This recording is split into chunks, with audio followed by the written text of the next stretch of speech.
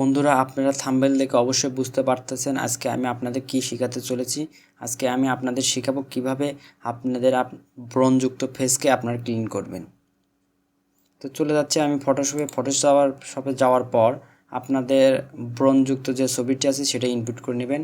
আমি ফটোশপে আসার পর ব্রণযুক্ত ছবিটি ইনপুট করার জন্য আমার ডেস্কটপ থেকে ছবিটি ইম্পোর্ট করে নিলাম। নেওয়ার পর প্রথমে আপনারা এই ছবিটির একটি ব্যাকগ্রাউন্ড কপি করে নেবেন। যেহেতু আপনাদের কাজ পরবর্তী কোনো কারণে হারিয়ে গেলে পরবর্তীতে আবার ব্যাক নিয়ে আসতে পারেন।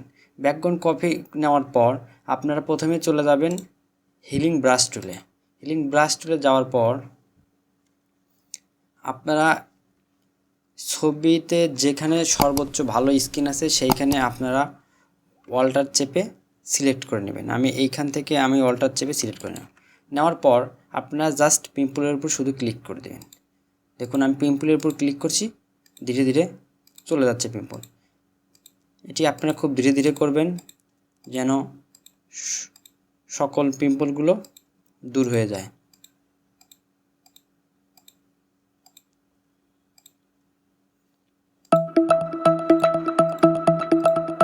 আমি ধীরে ধীরে করছি।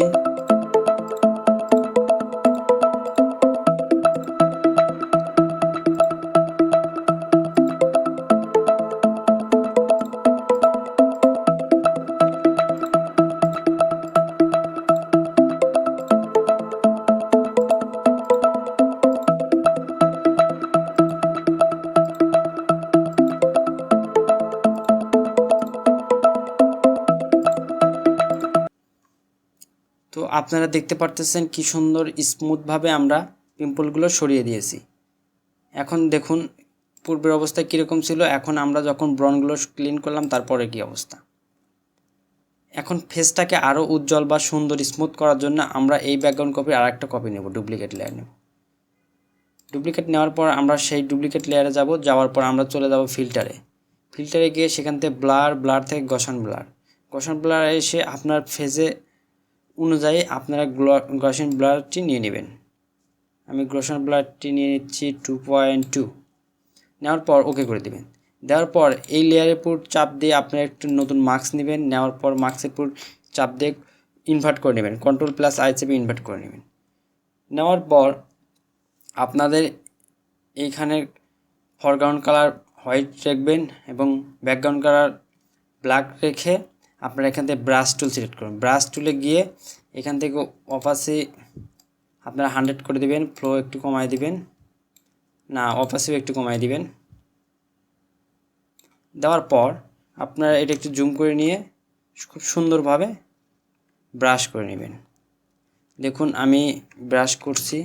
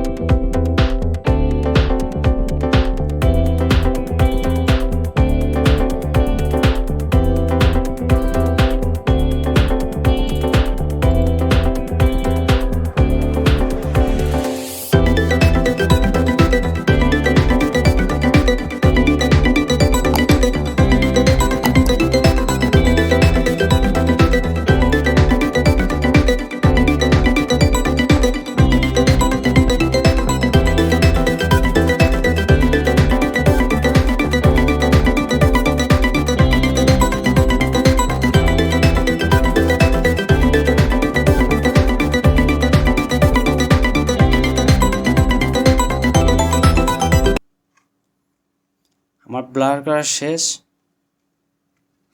জুম আউট করে নিচ্ছি। এখন দেখুন ব্লার করার পরে পূর্বের আমার ছবিটি এরকম ছিল, ফেসে অনেকগুলো দাগ ছিল। এখন দেখুন ব্লার করার পর দাগগুলো অনেকাংশে কমে গেছে। এখন আমি এই লেয়ারটা ব্যাকগ্রাউন্ড কপির অ্যাপ্লাই করব, সেজন্য Ctrl+E চাপছি। দেখুন আমার ব্যাকগ্রাউন্ড কপির উপর অ্যাপ্লাই হয়ে গেছে। দেখুন পূর্বে কী অবস্থা ছিল, এখন আমার কী অবস্থা হয়েছে। পূর্বে কিন্তু ফেসে অনেকগুলো ব্রণের চিহ্ন ছিল, যেগুলো খুব সহজেই রিমুভ করা গেল। এইভাবে আপনারা চাইলে যে কোনো ছবি রিমুভ করতে পারেন। ভিডিওটি ভালো লাগলে অবশ্যই চ্যানেলটি সাবস্ক্রাইব করে রাখবেন। পরবর্তী নতুন নতুন ভিডিও পাওয়ার জন্য আপনারা বেল আইকনটি প্রেস করে দিবেন। সবাইকে ধন্যবাদ।